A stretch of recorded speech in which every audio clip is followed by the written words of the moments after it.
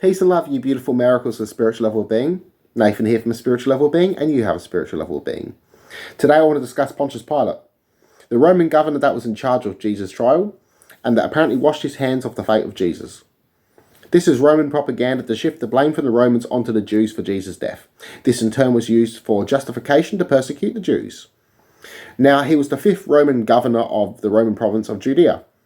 We know nothing about his death, we know nothing of his birth, so keep this in mind.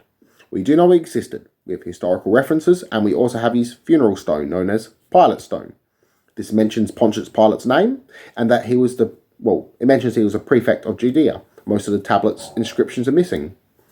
Now, Philo of Alexandria writes that he was very cruel, that Pontius Pilate was known for executing prisoners without trial, that he broke Jewish law by bringing in Roman shields bearing images of the emperor being a god and also Roman gods, as the Jews were monotheistic, believing one god. This upset them.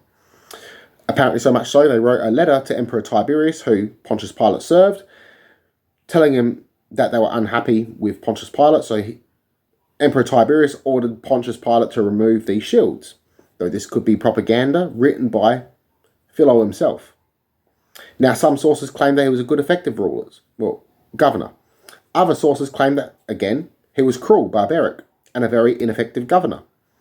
Now, he was actually summoned by Emperor Tiberius to be fired because of how he handled a Samaritan prophet and their movement. He handled it very violently, and this upset Emperor Tiberius, though he died as, Pontius Pilate was making his way there. So he was either dismissed, fired basically, or he simply retired. Now, later sources would try and make him martyr, as this was a way of the Romans being more accepted in Christianity and giving them a strong foothold in it. So they would make Pontius Pilate a martyr. This belief is held on by the Coptic Christians and by the Ethiopian church.